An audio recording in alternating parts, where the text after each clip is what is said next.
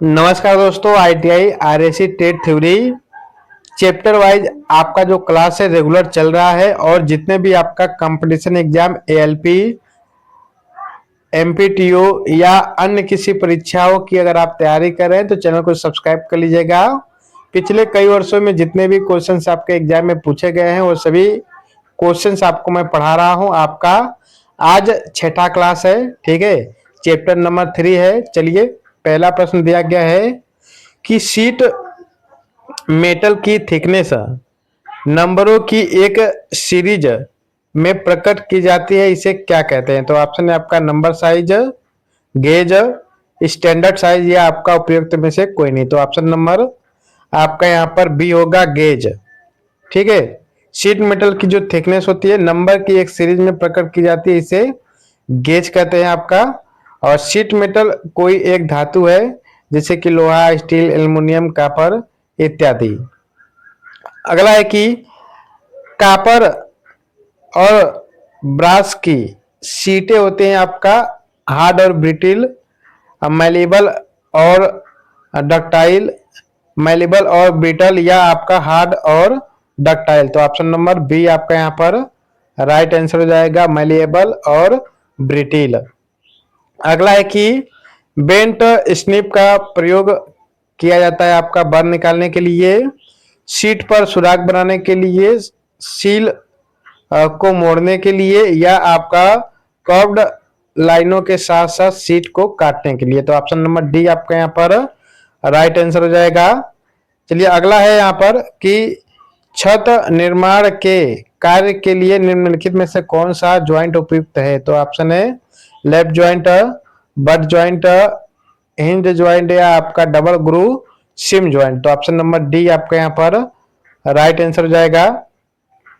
अगला है कि शीट मेटल कार में हैंड ग्रूवर को प्रयोग में लाने का निम्नलिखित में से क्या उद्देश्य है? तो ऑप्शन है आपका ग्रूव्ड सिम को लॉक करना, ग्रूव्ड सिम को अनलॉक करना या सीट पर चोट मारना या सीट को पोजीशन में पकड़ना। तो ऑप्शन नंबर ए आपका राइट आंसर हो जाएगा। अगला है कि निम्नलिखित में से किस टूल का प्रयोग पंच किए गए सुराग के चारों ओर से धातु को फ्लैट करने के लिए किया जाता है? तो ऑप्शन है आपका ball pin hammer, riveting hammer, setting hammer या स्लेज हैमर। तो ऑप्शन नंबर ए आपका राइट आंसर हो जाएगा, बॉल पिन हैमर। चलिए, अगला प्रश्न है कि मैलेट को किससे बनाया जाता है? तो ऑप्शन है आपका लेड, ब्रास, हार्ड लकड़ी या कास्ट आयरन से। तो ऑप्शन नंबर आपका यहाँ पर सी आपका राइट आंसर हो जाएगा, हार्ड लकड़ी। चलिए, अगला है कि निम्नलिखित में से किस प्रकार का ज्वाइंट प्रयोग किया जाता है जिसमें एक शीट का सिरा दूसरी शीट के सिरे पर रखकर आपस में जोड़े जाते हैं? तो ऑप्शन है आपका left joint, but joint, knocked up joint या ग्रूव्ड सिम ज्वाइंट। तो ऑप्शन नंबर आपका यहाँ पर ए राइट आंसर हो जाएगा, लेफ्ट ज्वाइंट। अगला है कि जब फनल व टेपर्ड वस्तुओं की शेपिंग और सिम करनी होती है तो निम्नलिखित में से किस स्टेक का प्रयोग किया जाता है? तो ऑप्शन है आपका hatchet stake, half moon stake, funnel stake या क्रीजिंग स्टेक। तो ऑप्शन नंबर आपका यहाँ पर सी राइट आंसर हो जाएगा, फनल स्टेक। अगला है कि निम्नलिखित में से कौन सी स्टेक डबल इंडेड आश्रय प्रदान करती है? ऑप्शन है आपका hatchet stake, half moon stake या क्रीजिंग स्टेक या हॉर्स स्टेक। तो ऑप्शन नंबर डी आपका यहाँ पर राइट आंसर हो जाएगा। अगला है कि शीट मेटल कार्य केवल धातु की शीटों पर किया जाता है जिन्हें बनाया जाता है आपका फोर्ज करके, कास्ट करके, रोल करके या उपयुक्त में से कोई नहीं। तो option number C right answer हो जाएगा, रोल करके। अगला है कि लिस्ट बेंट रेडियस निर्भर करता है आपका प्लेट के मटेरियल और थिकनेस पर, प्लेट की दिशा पर, कार्यकारी तापमान पर या उपयुक्त सभी। तो ऑप्शन नंबर डी आपका राइट आंसर हो जाएगा, उपयुक्त सभी। अगला प्रश्न है कि एल्युमिनियम की शीटों को प्रयोग में लाने का निम्नलिखित में से कौन सा सामान्य कारण है? ऑप्शन है आपका लाइटनेस, ब्राइटनेस, डलनेस या डार्कनेस।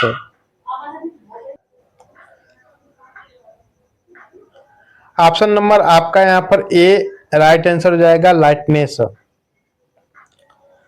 अगला प्रश्न है कि 0.4 मिलीमीटर से कम थिकनेस वाली सीटों से विभिन्न प्रकार के हेम्स और सिम्स बनाने के लिए अलाउंस होना चाहिए आपका सीट की थिकनेस का 2 गुना, सीट की थिकनेस का 3 गुना, सीट की थिकनेस का 4 गुना, या कोई अलाउंस नहीं। तो ऑप्शन नंबर डी आपका राइट आंसर हो जाएगा, कोई अलाउंस नहीं।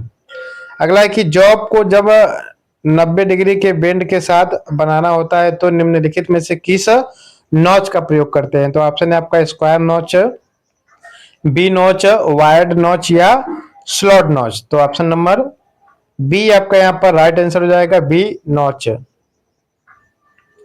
चलिए अगला प्रश्न है आपका कि चित्र में निम्नलिखित में से कौन सा हेम दिखाया गया है। तो ऑप्शन है आपका single hem, double hem, wired edge, या लॉक्ड हेम। तो option number B right answer हो जाएगा आपका, डबल हेम। चलिए अगला प्रश्न है कि चित्र में दर्शाए गए ग्रूव जॉइंट की जी की गणना की हुई लंबाई निम्नलिखित में से कौन सी है। तो ऑप्शन है आपका यहाँ पर 11.5 मिलीमीटर, 12.5 मिलीमीटर, 13.5 मिलीमीटर, या 14 मिलीमीटर। तो ऑप्शन नंबर आपका यहाँ पर सी आपका राइट आंसर हो जाएगा, ठीक है, 13.5 मिलीमीटर। अगला है कि यहाँ पे दिया गया अगला प्रश्न कि चित्र में दिखाए गए नॉच किस प्रकार का है, ठीक है। तो ऑप्शन है आपका straight notch, B notch, square notch, या स्लॉट नॉच। तो ऑप्शन नंबर ए आपका यहाँ पर राइट आंसर हो जाएगा, स्ट्रेट नॉच। अगला है कि पेंटिंग से बने चादरों से कोर्स जंग को हटाने के लिए प्रयुक्त ब्रश होता है आपका लकड़ी का ब्रश, नायलॉन का ब्रश, वायर ब्रश, या पेंटिंग ब्रश। तो option number C right answer हो जाएगा आपका, वायर ब्रश। अगला है कि हाईली कोरोसिन एसिड टैंकों को बनाने के लिए निम्नलिखित में से कौन सी सीट का प्रयोग करते हैं। तो ऑप्शन है आपका black iron sheet, galvanized iron sheet, stainless steel sheet, या लेड स्टील। तो ऑप्शन नंबर आपका यहाँ पर डी राइट आंसर हो जाएगा, लेड सीट। अगला प्रश्न है कि नोच के कोने पर एक छोटा सा होल किया जाता है, इसे क्या कहते हैं। तो ऑप्शन है आपका drill hole, relief hole, crack stop hole, या आपका उपयुक्त में से कोई नहीं। तो option number C right answer हो जाएगा आपका, क्रैक स्टॉप होल। अगला है कि रेजिन का गलनांक होता है आपका 80 से 100 डिग्री सेंटीग्रेड, 50 से 70 डिग्री सेंटीग्रेड, 105 से 120 डिग्री सेंटीग्रेड, या 100 से 130 सेंटीग्रेड। तो ऑप्शन नंबर आपका ए राइट आंसर हो जाएगा, 80 से 100 डिग्री सेंटीग्रेड। चलिए अगला प्रश्न है कि फ्लक्स निम्न में से किस में नहीं होता है, किस में नहीं होता है। तो ऑप्शन है आपका पाउडर, तरल, लेई में, या आपका गैस में। तो ऑप्शन नंबर डी गैस में। अगला है कि चित्र में दर्शाए गए स्पेशल नट का निम्नलिखित में से कौन सा नाम है, ठीक है, इसका नाम बताना है आपको। ऑप्शन नंबर आपका यहाँ पर दिया गया है चेक नट, केसिल नट, स्पीड नट, या ग्रूव नट। तो ऑप्शन नंबर सी आपका यहाँ पर राइट आंसर हो जाएगा, स्पीड नट। चलिए अगला प्रश्न है कि जिंक क्लोराइड फ्लक्स का प्रयोग करते हैं हम एल्युमिनियम के लिए, आयरन के लिए, तांबा, पीतल व टीन सीट के लिए, या उपयुक्त में से कोई नहीं। तो ऑप्शन नंबर आपका सी राइट आंसर हो जाएगा, तांबा, पीतल व टीन के सीट के लिए। अगला है कि किस धातु की चादरें गर्म एवं ठंडी अवस्था में रोलिंग द्वारा बनाई जाती है, इसका प्रयोग गटर प्रसार जोड़ लगाने के लिए करते हैं। तो ऑप्शन है आपका स्टेनलेस स्टील, लेड सीट, जी आई सीट, या आपका तांबा सीट। तो ऑप्शन नंबर आपका सी राइट आंसर हो जाएगा, जी आई सीट। अगला प्रश्न है आपका कि किस धातु की बनी चादर मुलायम एवं भारी होती है, इनका प्रयोग उच्च संक्षारण अम्लों की टैंक बनाने के लिए करते हैं? तो ऑप्शन आपका tin sheet, aluminium sheet, GI sheet या शीशा शीट। तो ऑप्शन नंबर डी आपका यहाँ पर राइट आंसर हो जाएगा, शीशा शीट। अगला है कि एल्युमिनियम शीटों को रिवेट करने के लिए रिवेट की धातु होनी चाहिए आपका एल्युमिनियम की, तांबा की, पीतल या नरम लोहे की। तो ऑप्शन नंबर ए आपका राइट आंसर हो जाएगा, एल्युमिनियम। अगला है सीट मेटल में ग्रुप बनाने के लिए किस हथौड़े का प्रयोग करते हैं? तो ऑप्शन है आपका mallet, ball pin hammer, cross pin hammer या क्ला हैमर। तो ऑप्शन नंबर सी आपका राइट आंसर हो जाएगा, क्रॉस पिन हैमर। अगला है कि यह श्वेत रंग की हल्की शीट होती है, यह संक्षारण एवं रगड़ घर्षण का अधिक प्रतिरोधक होता है। इसका प्रयोग रेफ्रिजरेटर, ट्रे, प्रकाश के फिक्सर, खिड़की, विद्युती एवं यातायात उद्योगों में किया जाता है। तो ऑप्शन है आपका aluminium sheet, lead sheet, tin sheet या रॉट आयरन शीट। तो ऑप्शन नंबर आपका यहाँ पर ए राइट आंसर हो जाएगा, एल्युमिनियम शीट। अगला प्रश्न है आपका कि धातु चादर कार में औजार का कटिंग बल घटाया जा सकता है। ऑप्शन आपका काटने वाले किनारे को तेज करके, औजार की कठोरता को बढ़ा करके, ठप्पा या साचा की कठोरता बढ़ा करके, या आपका औजार को कर्तन कोण प्रदान करके। तो option number D right answer हो जाएगा, औजार को कर्तन कोण प्रदान करके।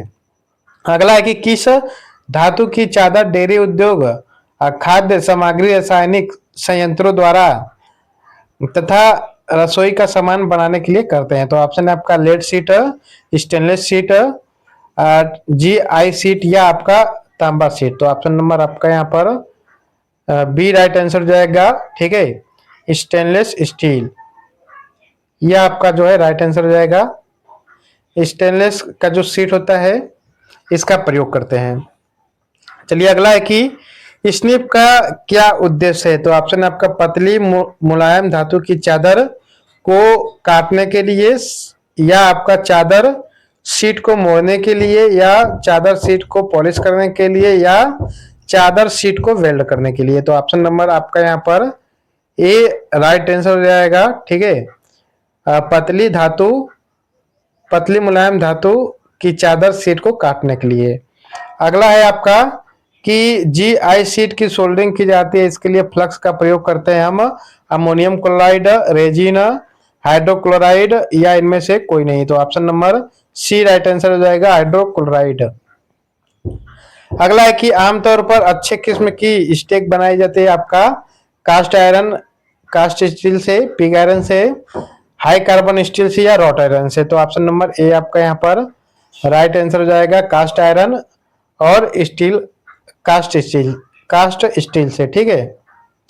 अगला है कि आमतौर पर एक सामग्री को विरूपित एवं पतली शीटों के रूप में ढाले जाने की क्षमता को क्या कहते हैं? ऑप्शन है आपका कठोरता, प्रत्यक्षता, आघातवर्धनता या तन्यता। तो ऑप्शन नंबर आपका सी आपका यहाँ पर राइट आंसर हो जाएगा। अगला है GI शीट पर मौजूद परत होती है आपका तांबे की, जस्ता की, मैग्नीज की या एल्युमिनियम की। तो ऑप्शन नंबर यहाँ पे बी आपका राइट आंसर हो जाएगा, जस्ता की।